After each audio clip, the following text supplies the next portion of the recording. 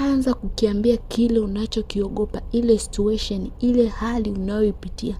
Anza kuiambia maneno ambayo ni positive, maneno ambayo ni chanya, maneno ambayo ni ya kujenga, kwa sababu neno la Mungu li hai tena lina nguvu.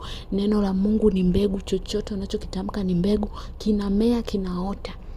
Sema juu ya situation yako kuwa mimi sitashindwa, kuwa mimi sitafukuzwa, kuwa mimi sitaachwa, kuwa mimi nitapata mtoto, nitazaa, tumbo langu litabeba watoto, kuwa mimi mikono yangu itapata kitu cha kushika, kuwa mimi ni watofauti, nina kibali.